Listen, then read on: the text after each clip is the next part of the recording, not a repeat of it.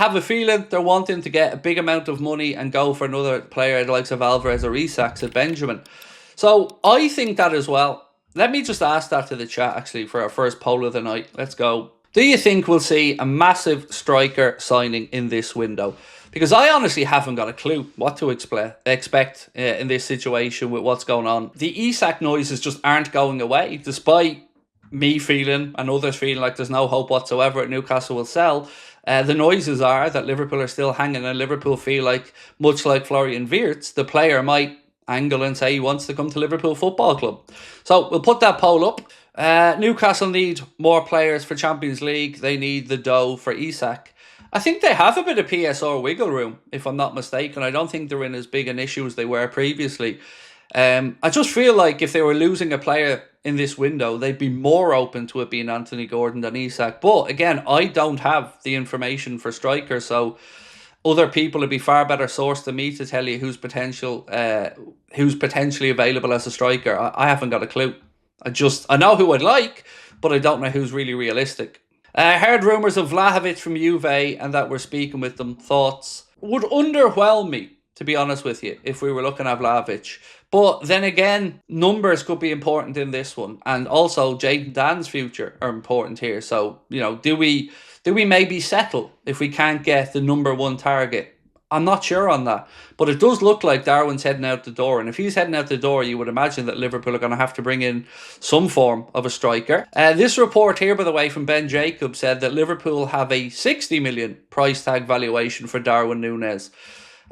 So again, keep an eye on that situation. It does look like he's heading towards the exit door, Darwin Núñez. No surprise to anybody, but Ben Jacobs said Darwin Núñez expected to leave Liverpool, but no cut price sale. Liverpool have a £60 million valuation, informed by a rejected Al Nassr bid in January and data particularly looking at Núñez numbers as a starter. Atletico Madrid keen, Saudi interest remains. I would also say Napoli's name is still in the mix there for Darwin from what I'm reading. Benjamin said, I think Isak already said he wants to come, and Atletico say they're all in for keeping Alvarez, but I think they would sell, just the feeling.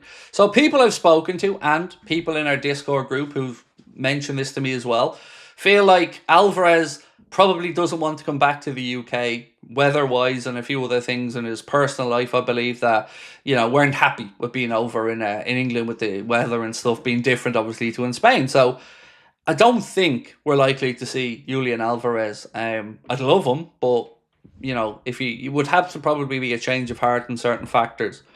With regards to Isak, it's interesting. I would have felt if Newcastle didn't get Champions League football, I think maybe I would have felt a little bit more confident on Liverpool being able to turn his head. But I don't know if Isak really does want to join the project and really, feels that he wants to push on and have a chance to win major trophies. And Newcastle have won a trophy, and Newcastle are going in the right direction. Great club. Eddie Howe's done really well there. A player's career is short, and if the project's still 3-4 years away from getting to where Newcastle really wanted to be, maybe Isak feels like Liverpool is a team for the here and now where he can fulfill his professional ambitions. But again, I'm just kind of speculating because I don't know. Stevie Boy said there's rumours going around that Liverpool are seriously considering Isak. This really could happen. Again, you're right. Those links haven't gone away. And, many people have been posting to say Liverpool feel that they can get Isak. Again, where was this one yesterday from Matt Thielen that I went through? 1 sec. Liverpool are still interested in a move for Alexander Isak and believe the player's desire to join, much like Wirtz, could be pivotal.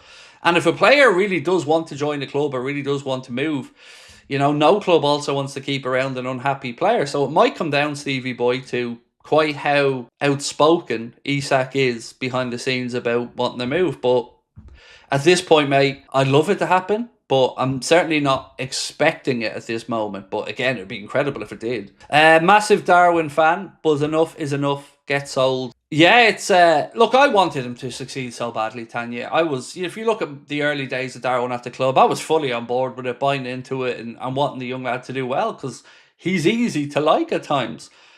But at this point, I think the people who were saying one more season, give him, I think they're just being foolish. And look, it's nice that people want him to do well. You know, you never want to shout down your fellow fans for wanting to get behind another red, but I think it's clear at this point it's just not going to work. So like you, I do think time to move on and allow him to go rebuild his career somewhere that maybe will work out better for him. And certainly for us, we need to have somebody a bit more prolific through the centre. Mark said, did Isak sign a new contract at Newcastle? Not yet, no. He hasn't signed it. They are negotiating. I think he refused the first offer, but there has been no new deal signed. So 66% of you guys and girls do think we will see a massive striker signing, and I love it. I love the optimism. Please do keep it coming. Eddie said, do you think the pressure of being Liverpool's number 9 was too much for Darwin?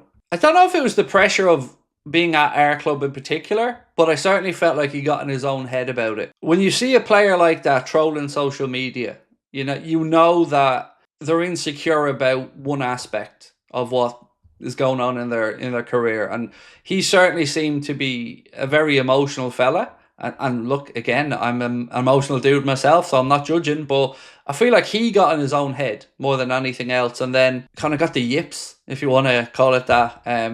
I wouldn't be surprised at all if he went to La Liga or Serie A somewhere and found, a bit more of a goal streak. Could Núñez finally thrive if Wirtz is feeding him through balls all day, said LFC Deadpool? No. It wasn't that Darwin was lacking in getting chances, mate.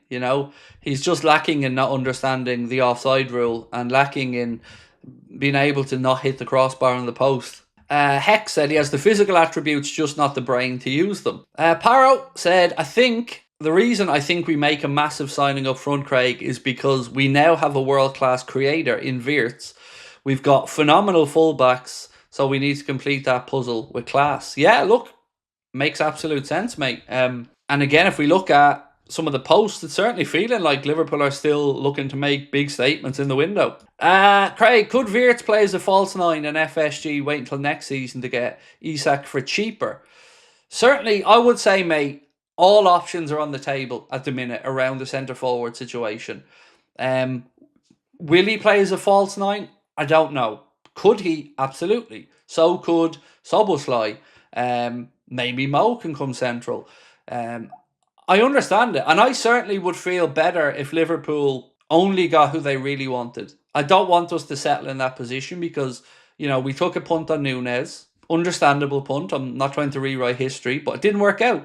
So the next one, I think we got to get it right. And if the club feel like they need to wait a bit longer, I think where people will get tetchy, Daniel, is let's say we sold Darwin and didn't bring somebody in. I think that would maybe cause fans to be a little bit concerned by it, because then you have Jota, who's had his own form and injury concerns.